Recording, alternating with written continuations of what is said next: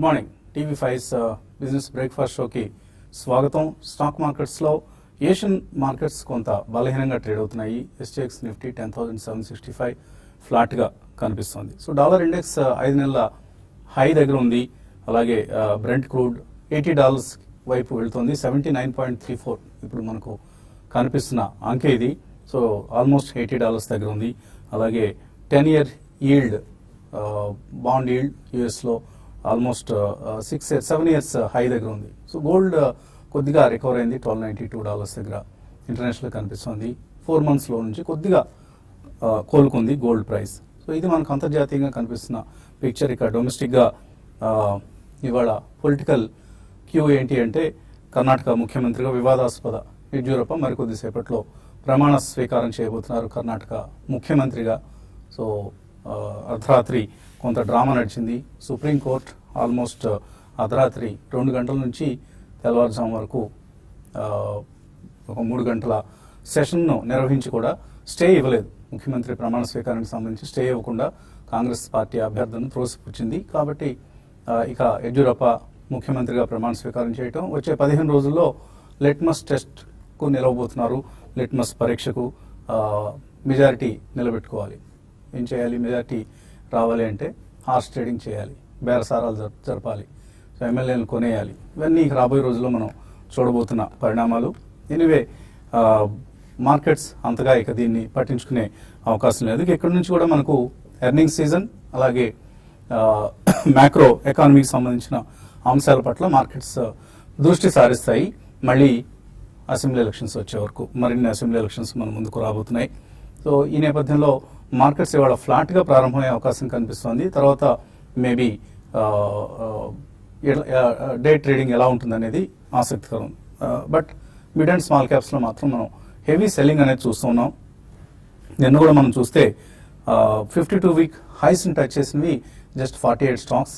But 52-week లోస్ని 313 stocks touch చేశాయి. అంటే దాన్ని బట్టి అర్థం చేసుకోవచ్చు ఎంత వీక్ ట్రెండ్ ఉంది అనేది. సో మనకు ఆల్మోస్ట్ ఒక 20% of the market 52-week lows దగ్గర, అంటే యాక్టివ్లీ ట్రేడెడ్ కంపెనీస్ గురించి మాట్లాడుకుంటున్నాం మనం. Not all the 6,000 companies, but actively traded companies ఒక 1,500 to 2,000 ఉంటాయంటే అందులో 20% of the companies 52-week lows దగ్గర ఉన్న పరిస్థితి. అంటే మనం లాస్ట్ ఇయర్ 2017లో ఏదైతే మనం ఒక ట్రెండ్ చూసామో మిడ్ క్యాప్ స్మాల్ క్యాప్ ఇండెక్స్లు 40% ఎట్నిచ్చాయి. ఇండెక్స్లు కొన్ని స్టాక్స్ అయితే 4 times 5 times అయిన స్టాక్స్ కూడా మనకు తెలుసు, ఇండియాబుల్స్ వెంచర్స్ లాంటి కంపెనీస్.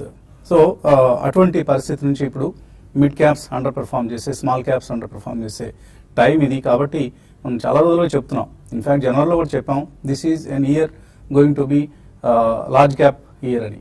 సో తిరుపతి మన వర్క్షాప్లో కూడా ఈ అంశాన్ని పదే చెప్పుకున్నాం. సో లార్జ్ క్యాప్స్కే ఎక్కువ ఇంపార్టెన్స్ ఇవ్వండి, don't by mid and small caps అని. మధ్యలో ఒక డెడ్ క్యాట్ బౌన్స్ లాగా వచ్చినప్పుడు అందరూ మళ్ళీ మిడ్ అండ్ స్మాల్ క్యాప్స్ వైపు వెళ్ళిపోయి మేము మళ్ళీ HEG కొంటున్నాం, అది అంత అవుతుంది ఇంత అవుతుంది అని టార్గెట్లు రాసుకోవటం, వీళ్ళే అనాలిసిస్ చేసుకోవటం, ఇవన్నీ మనం గమనించాం. సో ఆ పరిస్థితికి మళ్ళీ ఇప్పుడు బ్రేక్ పడింది. Please avoid small caps and micro caps. So ₹20 ₹30 దగ్గర అది గతంలో 60 నుంచి ఇప్పుడు 20కి వచ్చేసింది. సో అందుకని కొంటున్నాం అన్న ఉద్దేశంతో మాత్రం దయచేసి ఎవరు కొనొద్దు, దూరంగా ఉండండి. సో 2017 మనకు చేసిన చెరుపు ఏంటి అంటే ఇన్వెస్టర్లను పాడు చేసింది. ఇన్ఫ్యాక్ట్ నెలకి 10% నెట్నిచ్చాయి కొన్ని స్టాక్స్. సో ఇంకా భవిష్యత్ అంతా ఇలాగే ఉంటుంది. కాబట్టి మేము ఈ స్టాక్ మీద బులిష్గా ఉంటాం, ఆ స్టాక్ మీద బులిష్గా ఉంటాం అని ఎవరికి వాళ్ళే అంచనాలు వేసుకోవటం, ఎనలిస్ట్ని అందరినీ కొంచెం దూరంగా పెట్టడం, ఇవన్నీ చూసాం మనం. సో ఎప్పుడు కూడా ఒక కాంపోజిషన్ అనేది ఉండాలి. పోర్ట్ఫోలియో అలొకేషన్ అనేది large cap, mid cap, small cap. So ఈ మూడింటికి ఇంపార్టెన్స్ ఇవ్వాలి. ట్రెండ్ని బట్టి మార్చుకోవాలి రేషియోని. సో సీజన్ నడుస్తున్నప్పుడు మిడ్ అండ్ స్మాల్ క్యాప్స్కి మేబీ 40% వెయిటేజ్ ఇచ్చినా కూడా ఏమి ఇబ్బంది లేదు. కానీ సీజన్ బాగాలేనప్పుడు మాత్రం it should be reduce to 10%. So అటువంటి ఒక కాంపోజిషన్ మనం సెలెక్ట్ చేసుకోగలగాలి. సో లార్జ్ క్యాప్స్ అంటే ఏంటండి మీ దృష్టిలో అంటే all good companies, HDFC bank, TCS or Eicher Motors, Bajaj finance, Hindustan Unilever, ఇటువంటి companies they will never cheat us, they will never leave us with losses. ఒక సర్టన్ పీరియడ్లో ఏదైనా కొద్దిగా చిన్న లాస్లు ఉన్నా కూడా లాంగర్ పీరియడ్లో మనం ఎప్పుడు కూడా స్టాక్ మార్కెట్స్ ఒకటే థియరీ అండి, ఇంకా వేరే థియరీలు ఏవి లేవు, ఒక్క థియరీనే. ఏంటి? select a good business, enter at a reasonable price, reasonable valuation, sit tight for 2 to 3 years. ఇంతే, ఇంతకంటే సింపుల్గా చెప్పాలంటే స్టాక్ మార్కెట్ మనం చేయాల్సిన పని ఇది. కాకపోతే లాస్ట్ ఇయర్ ఏం చేసిందంటే మన అందరినీ చెడగొట్టింది. 3 నెలలు 6 నెలల కోసం మార్కెట్లో ఎంటర్ అయ్యాం అందరం కూడా. సో 3 నెలల్లో నా డబ్బు 50% రిటర్న్ ఇవ్వాలి, లేకపోతే 100% ఇవ్వాలని కూడా దురాశ పరులు ఆలోచించిన సమయం అది. ఎందుకంటే మార్కెట్స్ అలా పెరిగాయి, వాళ్ళ తప్పు కాదు అది. సో అలా పెరిగేసరికి అందరూ ఎక్కడెక్కడ డబ్బులు తీసుకొచ్చి మార్కెట్స్లో ఇన్వెస్ట్ చేసిన పరిస్థితి చూసాం. బట్ ఇప్పుడు ఈ సంవత్సరం అది కాస్త రివర్స్ అయింది. So selecting a good business అంటే స్టాక్ మార్కెట్లో రిటర్న్ ఇచ్చిన బిజినెస్ అని కాదు, మంచి బిజినెస్ చేస్తున్నవి. ఎర్నింగ్స్ మనకు ఆల్రెడీ మన ముందు ఉన్నాయి. సో ఎర్నింగ్స్లో ఏవి మంచి ఎర్నింగ్స్ పోస్ట్ చేశాయి అండ్ ఏవి ఇంకా పెరగకుండా అండర్ పెర్ఫార్మెన్స్ కనిపిస్తుంది స్టాక్ ప్రైస్లో. సో అటువంటి వాటిని ఐడెంటిఫై చేయాలి. అదేం పెద్ద కష్టతరమైన పని ఏం కాదు, టేబుల్స్ చూస్తే మనకే అర్థమవుతుంది. సో అంత కొద్దిపాటి హోంవర్క్తో we can really pick winners for the next 1 to 2 years. And మన ప్రోగ్రామ్స్ చూస్తున్నారు, అలాగే వర్క్షాప్స్లో కూడా మనం రకరకాలుగా సలహాలు ఇచ్చే ప్రయత్నం చేస్తున్నాం. సో ఇవన్నీ ఇన్వెస్టర్స్కి ఉపయోగపడతాయని ఆశిస్తున్నాం. ఇంకా అనలిస్ట్ సిద్ధంగా ఉన్నారు మనతో.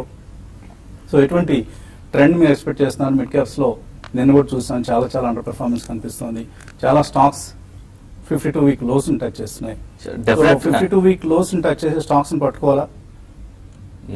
సో డెఫినెట్ గా మీరు చెప్పిన పాయింట్ నేను ఏకీభవిస్తానండి. ఇంతకుముందు మనం we are favouring large cap for now, at least for next 2 to 3 months అనేది డెఫినెట్ గా లార్జ్ క్యాప్ ఫేవర్ చేస్తామని. బికాస్ మనకు 2017, 2016 లాస్ట్ ఎండ్ నుంచి 2017 వరకు కూడా వాల్యుయేషన్స్ ఆర్ వెరీ హై. ఎందుకంటే ఆప్టిమిస్టిక్ గా ఉన్నారు కాబట్టి అందరూ వాల్యుయేషన్స్ అని పీక్స్ లోకి వెళ్ళిపోయాయి అండ్ ఎర్నింగ్స్ కొద్దిగా లేట్ గా వచ్చాయండి మనకు.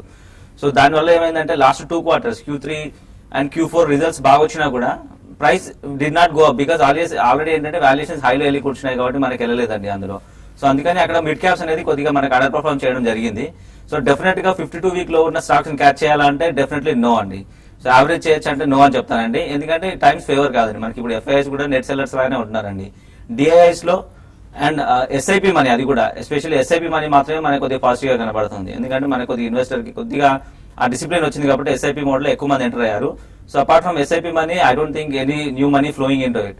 కొద్దిగా మ్యాక్రోస్ కూడా లైక్ మనకి external macros I would say oil prices కొద్దిగా ఇన్ఫ్లేషన్ కొద్దిగా ఇవ్వడము, కొద్దిగా నెగిటివ్ గా ఉండడం, హైగా ఉండడం అనేది కొద్దిగా నెగిటివ్ షార్ట్ టర్మ్ లో ప్లే చేయబోతున్నాయి. సో నా సజెషన్ వచ్చేసి stick to large cap companies అని. ఒకవేళ మిడ్ క్యాప్ లో if you really believe in the story, look at the valuations. మనకి ఇంతకుముందు ఏంటంటే వాల్యుయేషన్స్ వైపు చూడాల్సిన అవసరం రాలేదు, ఆప్టిమిజం ఉంది కాబట్టి definitely it will go good అనే టైప్ లో అందరూ అనుకున్నారు. బట్ ఇప్పుడు ఒకవేళ మీరు if you're really good confident అనే stock, look at the valuations high ఉంటే definitely no enter, do not enter అని చెప్తారండి. సో ఒకటి ఏంటంటే pick starts from something related to rural consumption అండి. లైక్ ట్రాక్టర్స్ కానివ్వండి, మనకి మహీంద్రా అండ్ మహీంద్రా చూసాం చాలా అద్భుతమైన పర్ఫార్మెన్స్ ఇచ్చింది. ఆ ట్రాక్టర్ సేల్స్ కూడా దే వెంట్ అప్. అదేవిధంగా కన్సంప్షన్, రూరల్ కన్సంప్షన్ తిరిగి ఉన్నట్టు మనకి బ్రిటానియా కానివ్వండి, హెచ్యుఎల్ కానివ్వండి, ఇవన్నీ మంచి రిజల్ట్స్ పోస్ట్ చేశాయి. సో డెఫినెట్లీ ఏంటంటే కొద్దిగా డిఫెన్సివ్ సెక్టర్ వైపు మూవ్ అవుతున్నట్టు కనబడుతుందండి మనకి ట్రెండ్ కూడా. అండ్ అదేవిధంగా లార్జ్ క్యాప్ డెఫినెట్ గా ఫేవర్ చేస్తుంది. మిడ్ క్యాప్స్ అంటారా, యూ హ్యావ్ టు వెయిట్ అండి. ఉన్న పొజిషన్స్ మాత్రం రన్ చేయండి, new positions definitely no. So ఇంట్రాడేలో ట్రేడర్స్ ఎటువంటి సలహా ఇస్తున్నారు?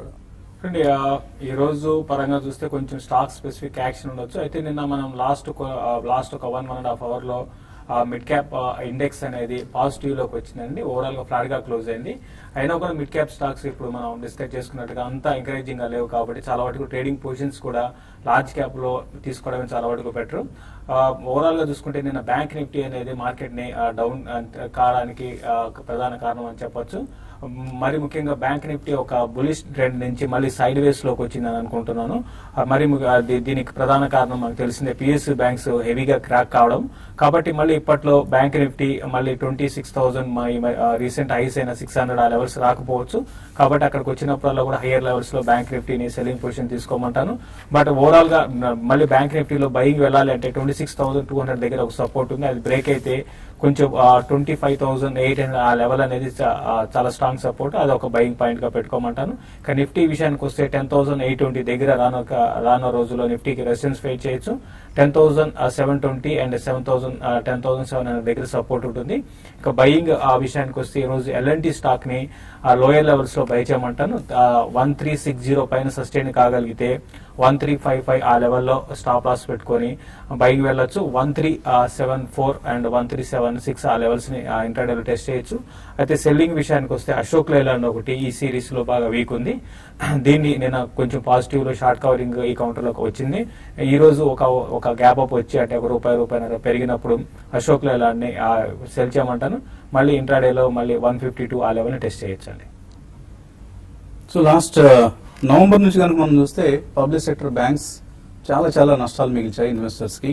పంజాబ్ నేషనల్ బ్యాంక్ 60% నష్టపోయింది లాస్ట్ నవంబర్ నుంచి కనుక, లాస్ట్ నవంబర్ 17th నుంచి కనుక చూస్తే. సో అలాగే బ్యాంక్ ఆఫ్ ఇండియా 54% నష్టపోయింది, Bank of Maharashtra, Syndicate Bank అన్నిటిది ఇదే పరిస్థితి. ఆల్మోస్ట్ అన్ని పబ్లిక్ సెక్టర్ బ్యాంక్స్ ది కూడా, ఆంధ్ర బ్యాంక్, విజయ బ్యాంక్, ఇలాంటి బ్యాంక్స్ అన్ని కూడా మన వాళ్ళు నార్మల్గా ప్రైస్ చూసి అట్రాక్ట్ అవుతారు. అక్కడ నుంచి ఇక్కడికి తగ్గింది కదా, మళ్ళీ అట్లీస్ట్ అంతవరకు వెళ్ళకపోయినా కొద్దిగా దూరమైనా ముందుకు వెళ్ళగలుగుతుందా అనే ఉద్దేశంతో ఆశతో కొంటూ ఉంటారు. డోంట్ బై వీక్ స్టాక్స్ అండి. ఈ మార్కెట్ వీక్ స్టాక్స్ కొందగిన మార్కెట్ కాదు. అలాగే రిలయన్స్ కమ్యూనికేషన్స్ చూసాము మనం, బాగా తగ్గింది కదా అని చాలామంది కొన్నారు. మళ్ళీ ముఖేష్ అంబానీ ఆదుకోకపోతాడా, ఇలాంటి మనకేదో లోపల మనకేదో ఆశ ఉంటుంది వ్యక్తి, ఇండివిజువల్స్ హోప్స్ అన్నమాట అవి. సో అటువంటి ఆశలు పెట్టుకోకుండా ఫండమెంటల్ స్ట్రాంగ్ ఉన్నాయి. ఫర్ ఇన్స్టెన్స్ నిన్న JSW స్టీల్ రిజల్ట్ వచ్చింది, చాలా strong result. So and $7 billion capex ప్లాన్తో కంపెనీ ముందుకు వెళ్తుంది. సో సేమ్ ఇది case with Tata Steel. SAIL ఒకవేళ inefficient company, public sector company కాబట్టి అని అనుకున్నా కూడా బట్ స్టిల్ ఎప్పుడైనా ట్రేడింగ్ బౌన్సెస్ వచ్చే ఛాన్స్ ఉంటుంది. సో ఇవన్నీ కూడా మనం సెక్టర్స్ వైజ్ దృష్టి సారించాల్సిన సమయం ఇది. ఏ సెక్టర్ రాబోయే రోజుల్లో ఇంత హ్యూజ్ క్యాపెక్స్ ప్లాన్స్తో JSW స్టీల్ ముందుకు వెళ్తుందంటే they are expecting that at least in the next 3, 4, 5 quarters prices are going to remain stable or going to increase steel prices. అలాగే రా మెటీరియల్ ప్రైసెస్ వాళ్ళకి తక్కువగా ఐరన్ ఓర్ కావచ్చు, కోకింగ్ కోల్ కావచ్చు, లేదా ఇతర లైమ్ కావచ్చు, ఇటువంటివన్నీ కూడా వాళ్ళకి తక్కువ ధరల దగ్గర దొరుకుతున్నాయి. And realisations are improving, margins are improving. So అందువల్ల మనం ఆ సెక్టరల్ అవుట్లుక్ కూడా పెంచుకోవాలి in addition to the stock specific analysis. Callers line ఉన్నారు. మొదటి కాలర్ చెన్నై నుంచి నాగార్జున. హలో అడండి Nagarjuna. Good morning sir. Morning అండి. నేను 3 స్టాక్స్ గురించి తెలుసుకోవాలనుకుంటున్నాను. అడండి. HDIL నేను ₹60 దగ్గర బై చేస్తున్నాను. ఓకే. ట్రైడెంట్ ₹100 దగ్గర బై చేస్తున్నాను. రైట్. IDFC బ్యాంక్ ₹60 దగ్గర బై చేస్తున్నాను. ఓకే. సో వీటి ఫ్యూచర్ ఎలా ఉంటుంది? How long I can hold are at this present prices? ఇప్పుడున్న ప్రైసెస్ లో నేను యావరేజ్ చేయొచ్చు. 3 కూడా మీరు mid cap or small cap stocks లో ఉన్నారు. HDIL, Trident, IDFC bank. కొద్దిగా మీరు ఏంటంటే కొద్దిగా వీక్ మొమెంటమ్ లో అండ్ ప్రైసింగ్ హైలో తీసుకున్నారండి, డెఫినెట్ గా తెలిసిపోతుంది. IDFC బ్యాంక్ డెఫినెట్లీ అవాయిడ్ అని చెప్తానండి నేను. సో కొద్దిగా ఏదైనా ర్యాలీ వస్తే డెఫినెట్లీ ఎగ్జిట్ అవ్వమని చెప్తాను. దానికంటే మనకు మంచి బ్యాంక్స్ చాలా ఉన్నాయండి. మీకు ఎలా అంటే కొద్దిగా కార్పొరేట్ సెక్టర్ ఎక్స్పోజర్ ఉన్నాయి, మిడ్ లెవెల్ బ్యాంక్స్ ని చూసుకోమని చెప్తానండి, private banks that not public sector banks. So definitely Yes bank is a better bet over there అండి. సో IDFC బ్యాంక్ ర్యాలీలో ఎగ్జిట్ అవ్వమని చెప్తానండి. And Yes bank you should look into it. Trident ఉన్న position ని continue చేయండి. మీరు చాలా హైలో తీసుకున్నారండి, ఆల్మోస్ట్ 100 అంటే 52 వీక్ హై వచ్చేసి వాళ్ళది 109 అండి. అది కూడా ఏంటంటే ఫుల్ ఆప్టిమిజం లో ఉన్నప్పుడు వెళ్ళిన ప్రైస్ అండి. It will be some time for me price రావడానికి చాలా టైం పడుతుందండి. నా సజెషన్ అదే చేయకండి, ఉన్న పొజిషన్ మాత్రమే కంటిన్యూ చేయండి. అజ్యూమింగ్ మీ దగ్గర ఒక 1000 షేర్స్ అలా ఉన్నాయని అనుకుంటే, సో ఒకవేళ తక్కువగా ఉంటే maybe you can try averaging.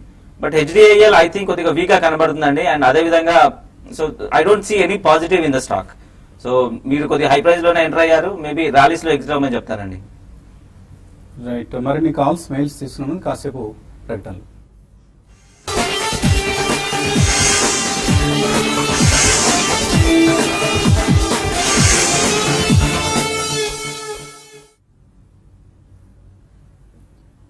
TV5 business breakfast షోకి తిరిగి స్వాగతం. శ్రీకాంత్ ఒక మెయిల్ పంపించారు, సాగర్ సాఫ్ట్ ఈ సమయంలో కొనుక్కోవచ్చా అని. కొనుక్కోవడానికి ప్రస్తుతానికి అవకాశం ఇవ్వడం లేదు. అది వరుసగా అప్పర్ సర్క్యూట్లు వేస్తూ వెళ్తున్నారు.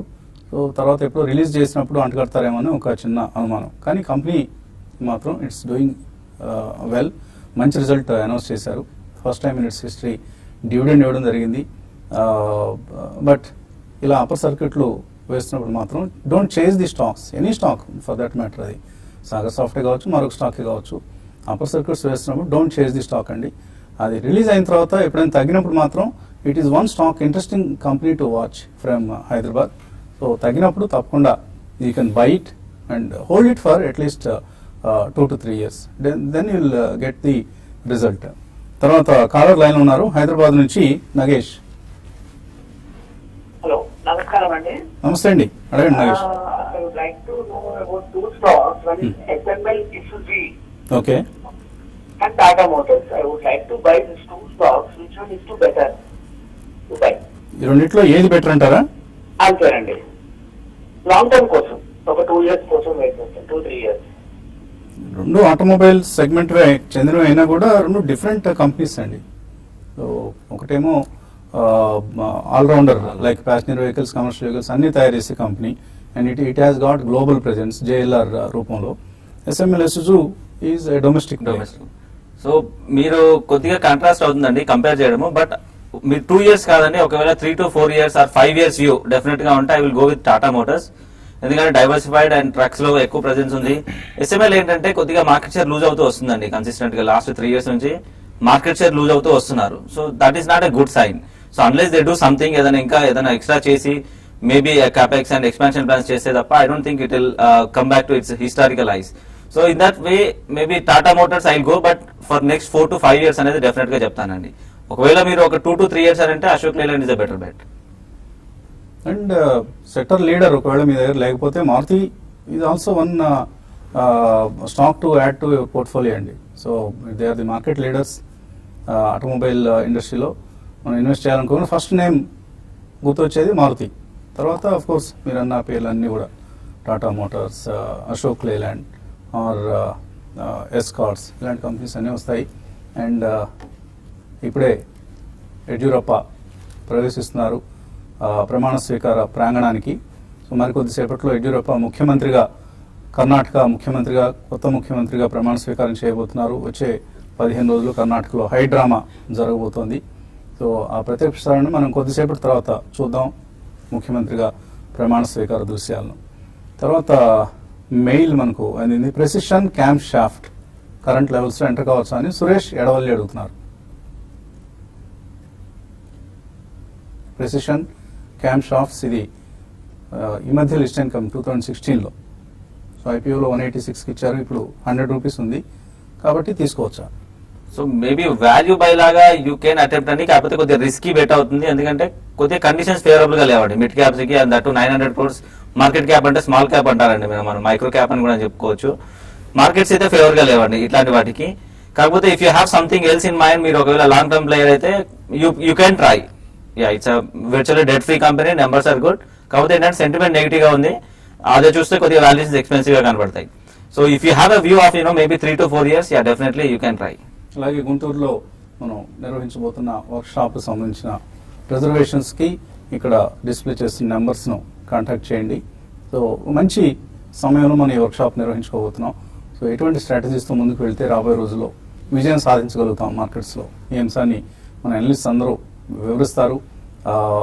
2 రోజులు, మొదటి రోజు టెక్నికల్స్, తర్వాత రోజు ఫండమెంటల్స్. కాబట్టి డోంట్ మిస్ దిస్ ఆపర్చునిటీ. మంచి స్టాక్స్ని కూడా కనీసం ఒక 20 స్టాక్స్ని రికమెండ్ చేసేందుకు అనలిస్ట్స్ అందరూ కూడా సిద్ధంగా ఉన్నారు.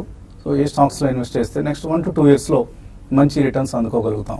ఇప్పుడున్న నష్టాలు ఏమైనా ఉంటే వాటిని భర్తీ చేసుకునే అవకాశాలు ఎంతవరకు ఉన్నాయి, వీటన్నిటిని ఎక్స్ప్లోర్ చేయబోతున్నాం మనం. తర్వాత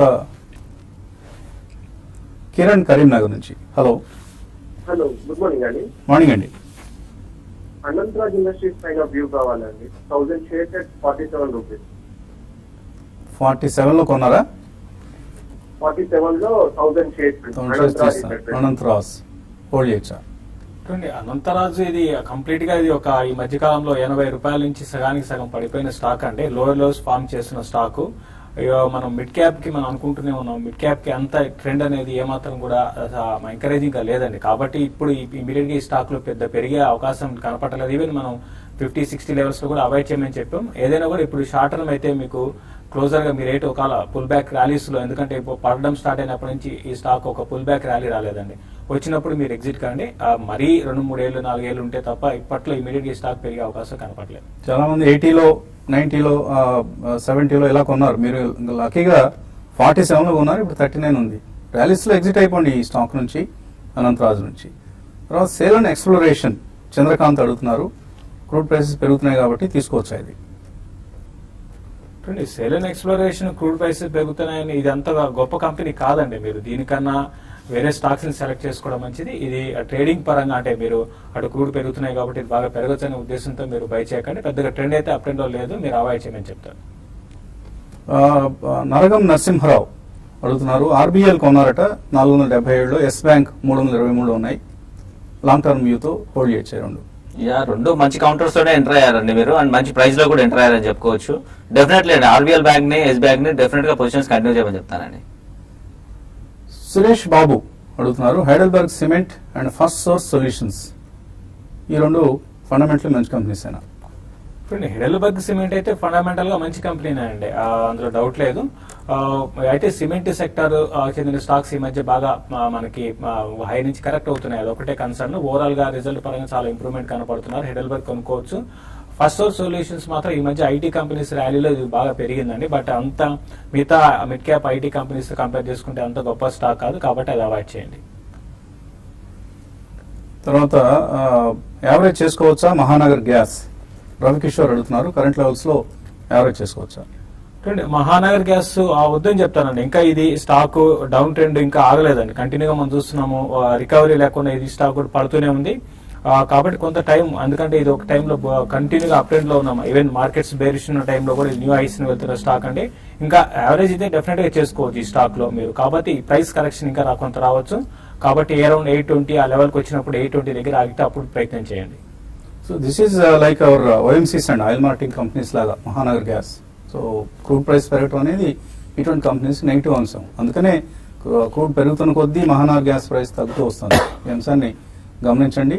డోంట్ యావరేజ్ నౌ, వీళ్ళు ఆ కాస్ట్ అబ్జార్బ్ చేసుకోవడానికి ఎటువంటి ప్లాన్తో సిద్ధంగా ఉన్నారు, ఈ అంశాలు మనకు తెలిసిన తర్వాతే మహానగర్ గ్యాస్ అయినా ఇంద్రప్రస్థ గ్యాస్ అయినా కూడా యావరేజ్ చేసుకోవచ్చు. మరిన్ని కాల్స్ మెయిల్స్ తీసుకునే ముందు కాసేపు ప్రకటనలు.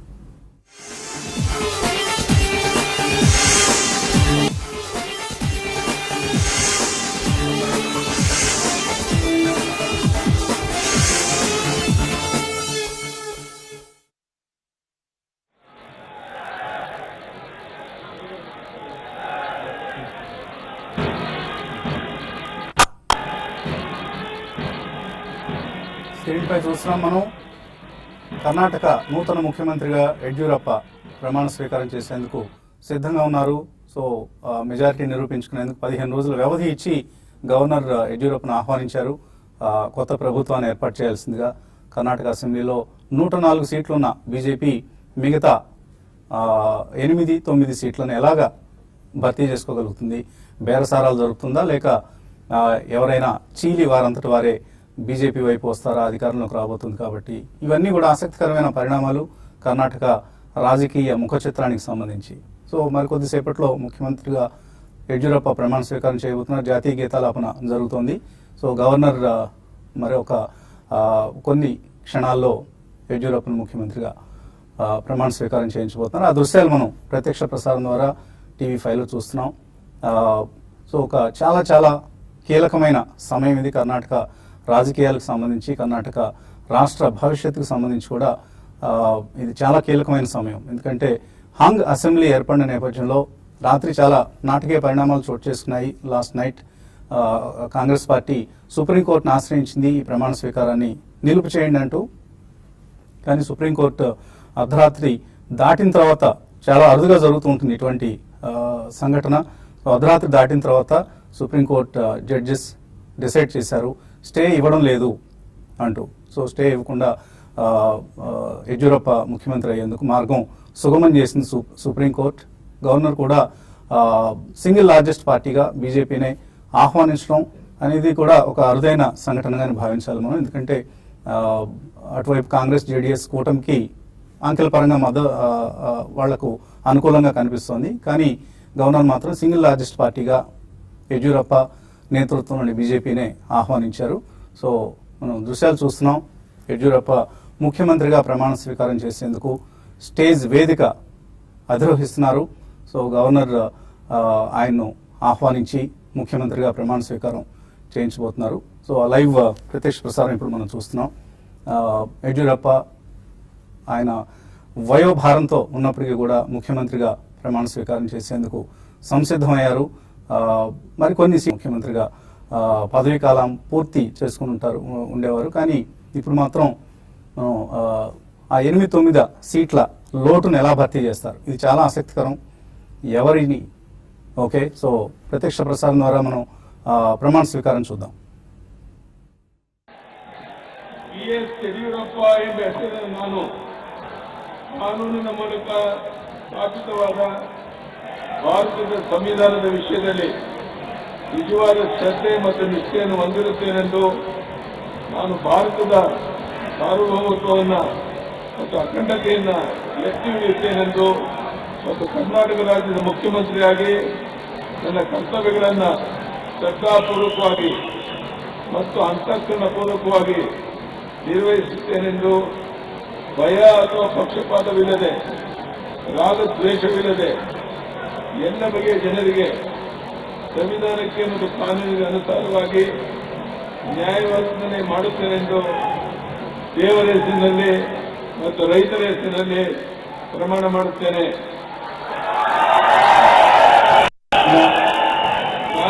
ನಾನು ಬಿಎಸ್ ಯಡಿಯೂರಪ್ಪ ಎಂಬ ಹೆಸರಿನ ನಾನು ಕರ್ನಾಟಕ ರಾಜ್ಯದ ಮುಖ್ಯಮಂತ್ರಿಯಾಗಿ ನನ್ನ ಪರ್ಯಾಲೋಚನೆಗೆ ತರಲಾಗುವ ಯಾವುದೇ ವಿಷಯವನ್ನು ರಾಜ್ಯದ ಮುಖ್ಯಮಂತ್ರಿಯಾಗಿ ನನ್ನ ಕರ್ತವ್ಯಗಳ ಯುಕ್ತ ನಿರ್ವಹಣೆಗೆ ಅಗತ್ಯವಾಗಬಹುದಾದ ಸಂದರ್ಭದಲ್ಲದೆ ಅನ್ಯತ ಯಾರೇ ವ್ಯಕ್ತಿಗೆ ಅಥವಾ ವ್ಯಕ್ತಿಗಳಿಗೆ ಪ್ರತ್ಯೇಕವಾಗಿ ಅಥವಾ ಪರೋಕ್ಷವಾಗಿ ತಿಳಿಸುವುದಿಲ್ಲ ಅಥವಾ ಬಹಿರಂಗಪಡಿಸುವುದಿಲ್ಲ ಎಂದು ದೇವರ ಹೆಸರಿನಲ್ಲಿ, ರೈತರ ಹೆಸರಿನಲ್ಲಿ ಪ್ರಮಾಣ ಮಾಡುತ್ತೇನೆ.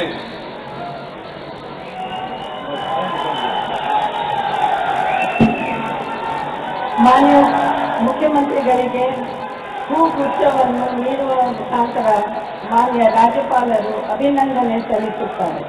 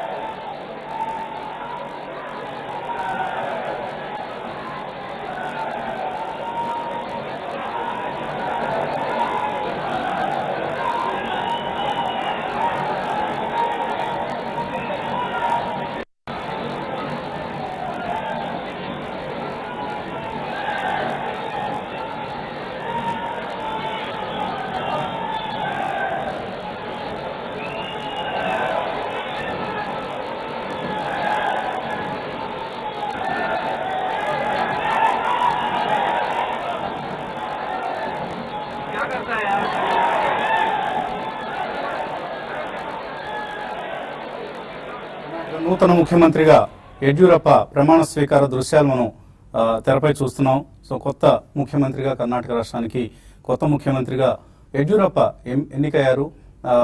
మరొక ముఖ్యమైన ఆసక్తికరమైన అంశం ఏంటంటే ఎవరు స్పీకర్గా ఎన్నికవుతారు. ఎందుకంటే రెండు పక్షాలు కూడా స్పీకర్గా మా అభ్యర్థి అంటే మా అభ్యర్థి అని వాళ్ళు అదే ఆల్మోస్ట్ ఒక ఫ్లోర్ టెస్ట్గా పనిచేస్తుంది. సో ఏ అభ్యర్థి స్పీకర్గా ఎన్నికవుతారు అదే ఒక ఫ్లోర్ టెస్ట్ లాగా పనిచేయబోతోంది. ఎందుకంటే స్పీకర్ ఆధ్వర్యంలోనే బల పరీక్ష జరుగుతుంది. సో స్పీకర్ పాత్ర కూడా ఇందులో చాలా కీలకం కాబోతుంది. ఇప్పుడు ఎలా అయితే గవర్నర్ కీలక పాత్ర పోషించారు ముఖ్యమంత్రిగా యడ్యూరప్పను ఇన్వైట్ చేయడంలో, అదే పాత్ర అంతకంటే కీలకమైన పాత్ర స్పీకర్ నిర్వహించబోతున్నారు. సో స్పీకర్గా ఎవరు ఎన్నిక కాబోతున్నారు అన్నది కూడా ఇక్కడ ఆసక్తికరమైన అంశం. సో యడ్యూరప్ప ప్రభుత్వం నెగ్గేలా చేయడంలో స్పీకర్ కీలక పాత్ర పోషించబోతున్నారు. సో బ్యాలెన్స్గా వ్యవహరిస్తారా రాబోయే స్పీకర్, ఏ పార్టీకి పక్షపాతం చూపకుండా ఎవరికి అనుకూలంగా ఉండకుండా న్యూట్రల్గా ఉంటూ అసెంబ్లీని నడపడంలో స్పీకర్ది కీలక పాత్ర కాబట్టి ఎవరు కాబోతున్నారు. ఎందుకంటే 112 సీట్ల మెజారిటీ, 112 ఓట్ల మెజారిటీ కావాలి కొత్త ప్రభుత్వానికి. ఎందుకంటే 224 కాన్స్టిట్యుయెన్సీస్లో 222 కాన్స్టిట్యుయెన్సీస్కే ఎన్నికలు జరిగాయి. కాబట్టి నెగ్గే ప్రభుత్వానికి 112 ఓట్ల మద్దతు అవసరం. సో ఈ 112 ఓట్లకి రేపు కుమారస్వామి 2 కాన్స్టిట్యున్సీస్లో ఆయన గెలిచారు కాబట్టి ఒక కాన్స్టిట్యున్సీకి ఆయన రాజీనామా చేయాల్సి ఉంటుంది. అప్పుడు సింపుల్ మెజార్టీ 111కి తగ్గుతుంది, 112 కూడా అవసరం ఉండదు. కాబట్టి 7 సీట్లు 7 ఓట్లు ఉంటే చాలు యడ్యూరప్పకి. 7 ఓట్లని ఆయన ఎలా కొనుగోలు చేస్తారా, లేకపోతే స్వచ్ఛందంగా ఎవరైనా ముందుకు వచ్చి 7 ఈ ప్రభుత్వానికి మద్దతు ఇస్తారా, ఇవన్నీ కూడా ఆసక్తికరమైన అంశాలు. ఏదేమైనప్పటికీ వివాదాస్పద యడ్యూరప్ప కర్ణాటక నూతన ముఖ్యమంత్రిగా ఎన్నికయ్యారు. ఇది ఒక ఆసక్తికరమైన పరిణామం దక్షిణాది రాష్ట్రాలకు సంబంధించి, అలాగే కర్ణాటకకు సంబంధించి. అండ్ బీజేపీ కర్ణాటకలో మరోసారి ప్రభుత్వాన్ని ఏర్పాటు చేయగలిగింది. గతంలో కూడా యడ్యూరప్ప నేతృత్వంలో బీజేపీ ప్రభుత్వం కర్ణాటక ప్రభుత్వ వ్యవహారాలను చక్కబెట్టింది. సో ఈసారి యడ్యూరప్ప ఎటువంటి నాయకత్వాన్ని ఇవ్వబోతున్నారు రాష్ట్రానికి, చాలా కీలకమైన సమయం ఇది. రాబోయే సార్వత్రిక ఎన్నికల్లో కూడా కర్ణాటక దక్షిణాదికి సంబంధించి బీజేపీకి సంబంధించి కీలక పాత్ర పోషించబోతోంది. కాబట్టి ఇవన్నీ సవాళ్లని యడ్యూరప్ప ఏ విధంగా అధిగమిస్తారు, మరోవైపు కాంగ్రెస్ జేడీఎస్ కూటమి నుంచి ఆయనకు ప్రతిపక్షంగా గట్టి పోటీ ఎదురవబోతోంది. ఈ సవాళ్ళన్నింటినీ ఎలా అధిగమిస్తారు యడ్యూరప్ప అనేది కూడా ఇంట్రెస్టింగ్ పాయింట్ టు వాచ్.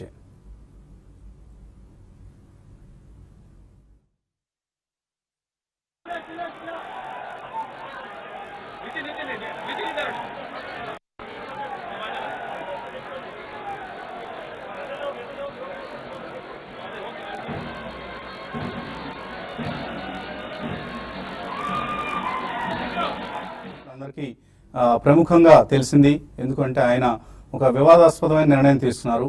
వివాదాస్పదం అనలేము, సింగిల్ లార్జెస్ట్ పార్టీని ఇన్వైట్ చేయడం కూడా ఒక సాంప్రదాయం కాబట్టి ఆయన బీజేపీకి అనుకూలంగా వ్యవహరించాలన్న విమర్శలు కూడా ఉన్నాయి. బీజేపీ నియమించిన గవర్నర్ కాబట్టి బీజేపీ పార్టీకి అనుకూలంగానే నిర్ణయం తీసుకుంటారని అందరూ ఊహించిందే, ఇందులో ఏం పెద్దగా మనకు వింతేం లేదు. కాకపోతే లాస్ట్ నైట్ మాత్రం సుప్రీంకోర్టులో కాంగ్రెస్ పార్టీ ఛాలెంజ్ చేయటం ఇవన్నీ జరిగాయి. కాబట్టి ఆసక్తికరమైన నాటకీయమైన పరిణామాల నేపథ్యంలో యడ్యూరప్ప ముఖ్యమంత్రిగా ప్రమాణ స్వీకారం చేశారు. అయితే ప్రమాణ స్వీకారం చేయగానే అయిపోదు, రాబోయే రోజుల్లో 15 రోజులు వ్యవధి ఇచ్చారు గవర్నర్ బల నిరూపణ కోసం. సో ఈ 15 రోజుల్లో ఎలా ఆయన 8 సీట్ల, ఇప్పుడు 104 సీట్లు ఉన్నాయి, 112 ఓట్లు కావాలి. సో ఆ 8 మందిని ఏ విధంగా తమ వైపుకు ఆకర్షిస్తారు అన్నది ఆసక్తికరమైన అంశం. సో యడ్యూరప్ప ప్రమాణ స్వీకారం చేసిన తర్వాత రాజ్భవన్ వీడి వెళుతున్న దృశ్యాలు మనం చూస్తున్నాం. సో ఇక ఇక్కడ నుంచి game begins.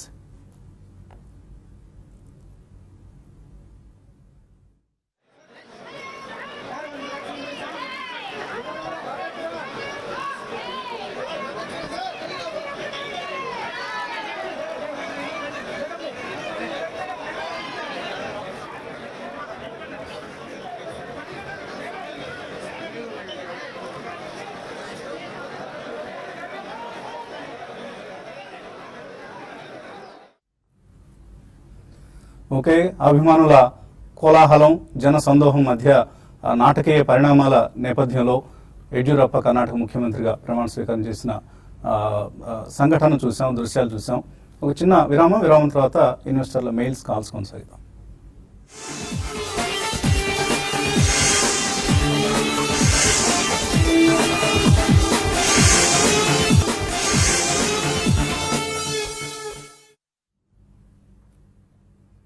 TV5 business breakfast తిరిగి స్వాగతం. స్టాక్ మార్కెట్స్ లో ట్రేడింగ్ మరికొద్ది క్షణాల్లో ప్రారంభం కాబోతోంది. సో ప్రీ ఓపెనింగ్ ట్రెండ్స్ అయితే పాజిటివ్ గా ఉన్నాయి. 10,770 సమీపంలో నిఫ్టీ ఓపెన్ కాబోతోంది. సో 10,773 30 పాయింట్ల లాభంతో నిఫ్టీ ప్రారంభమైంది. అలాగే సెన్సెక్స్ కూడా సుమారుగా 108 పాయింట్ల లాభంతో ప్రారంభమైంది. సో అడ్వాన్స్ డిక్లైన్స్ పరిస్థితి చూస్తే వాళ్ళు కొద్దిగా మిడ్ క్యాప్స్ కి అనుకూలంగా ఉంది. 3:1 నిష్పత్తిలో అడ్వాన్సెస్ అంటే లాభపడిన స్టాక్స్ కి నష్టపోయిన స్టాక్స్ కి నిష్పత్తి 3:1 నిష్పత్తిలో కనిపిస్తుంది. వేదాంత పాజిటివ్గా ప్రారంభమైంది. అలాగే టీసీఎస్ పాజిటివ్గా ప్రారంభమైంది, 1% అప్ టీసీఎస్. విప్రో కూడా పాజిటివ్గా ప్రారంభమైంది. ఐటీ ప్యాక్ మొత్తం కూడా రూపాయి వీక్నెస్ కారణం కావచ్చు, ఇతరత్ర కూడా డిఫెన్సివ్ సెక్టర్గా ఐటీకి ఇప్పుడు ఆదరణ లభిస్తుంది. అలాగే ఎస్బీఐ పాజిటివ్గా ఉంది. ఐటీసీ పాజిటివ్గా ఓపెన్ అయింది. సిప్లా మాత్రం నెగిటివ్గా 2% డౌన్. సో నిన్న కూడా చాలా వీక్గా సిప్లా ట్రేడ్ అయిన సంగతి చూసాం మనం. సో ఓవరాల్ ఫార్మా ఇండెక్స్ ఈ సంవత్సరం ఆల్మోస్ట్ 52-week లోస్ దగ్గర ఉంటే సిప్లా మాత్రం కొద్దిగా అవుట్ పెర్ఫామ్ చేసింది.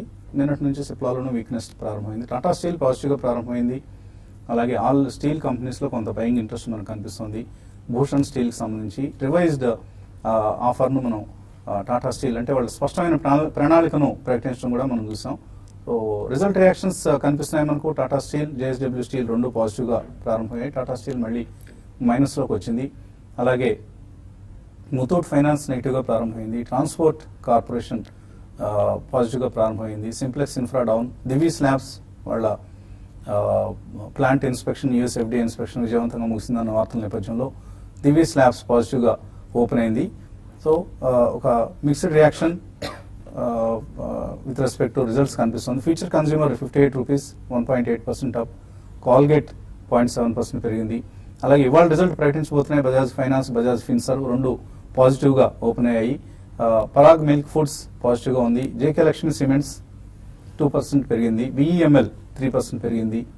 సో మిడ్ క్యాప్స్ సంబంధించి కొద్దిగా ఇవాళ ఆశావహ పరిస్థితి కనిపిస్తోంది.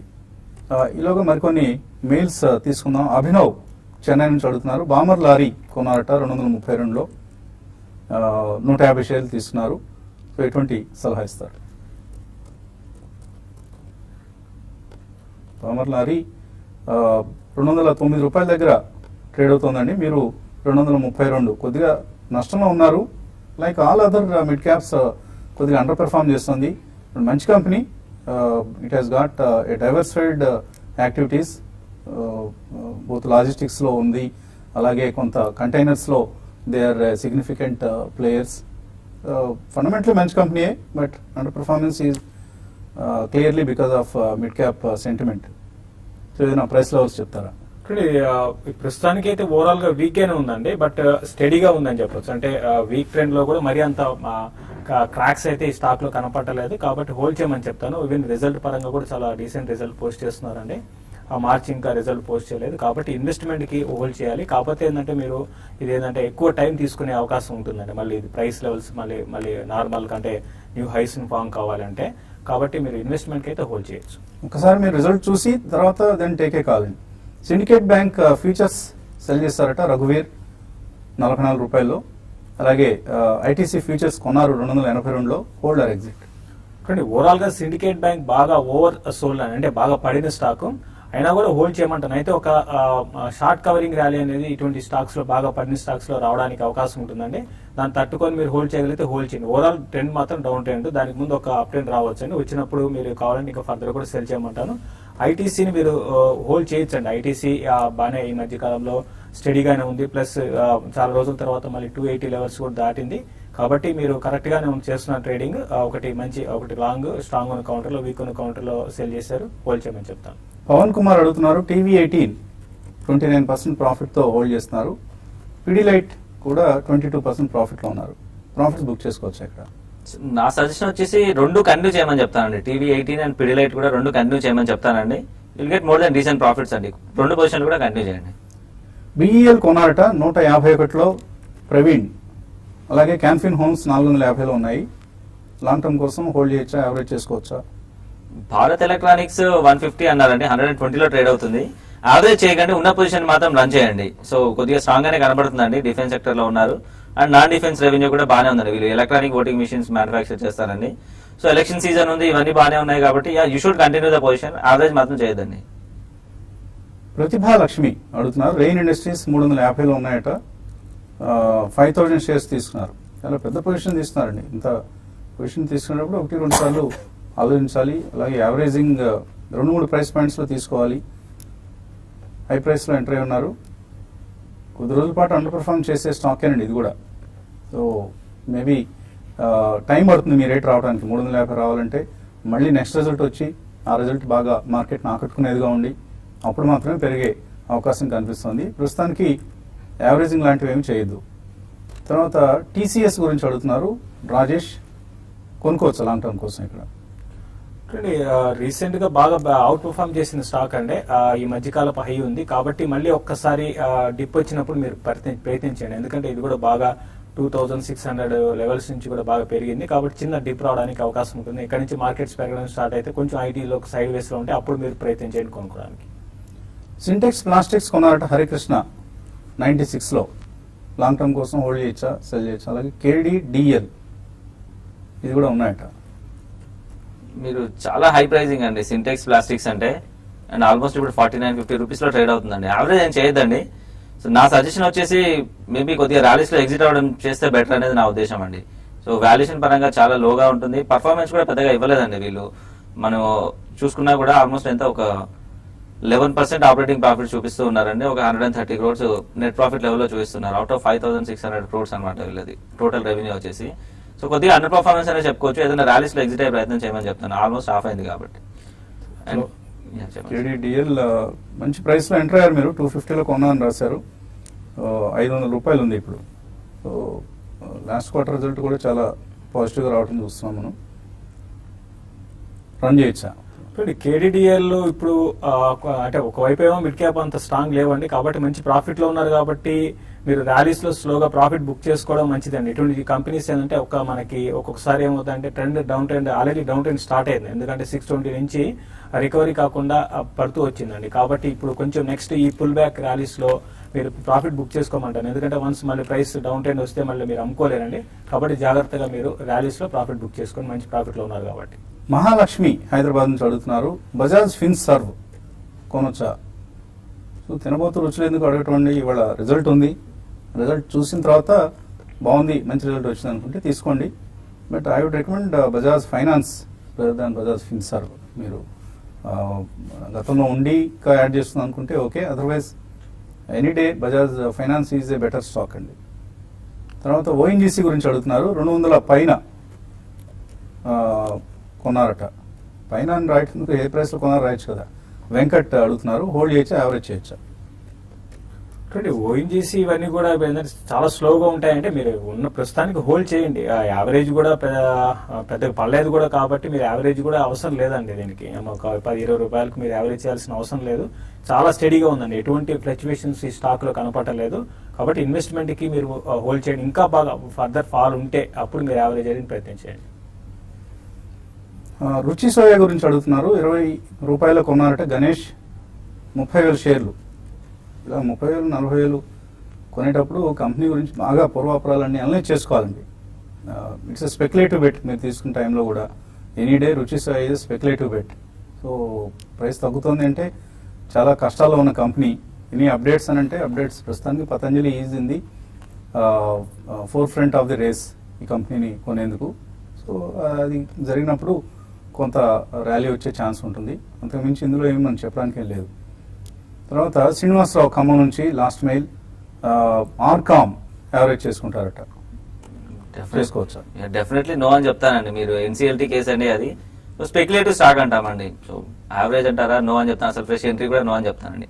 మనము 20 నుంచి 40కి వెళ్తున్న టైంలో కూడా నో అని చెప్పామండి. బికాస్ వాళ్ళు చెప్పిన అదంతా కొద్దిగా స్పెక్యులేటివ్ న్యూస్ అవుతుందండి మనకి. సో డెఫినెట్లీ నో అని చెప్తాను RCom. Don't average and completely avoid investing in Reliance Communications or Arcom. So మార్కెట్స్లో ఒక స్టేబుల్ ట్రేడింగ్ అనేది కనిపిస్తుంది మనకు. కొంత బెటర్గా కనిపిస్తున్నాయి both mid caps and small caps కూడా. అండ్ 10,756 దగ్గర ప్రస్తుతం మనకు 15 పాయింట్ల లాభంతో నిఫ్టీ ట్రేడ్ అవుతుంది. ఇది ఇవాల్టి breakfast show. Keep watching TV5.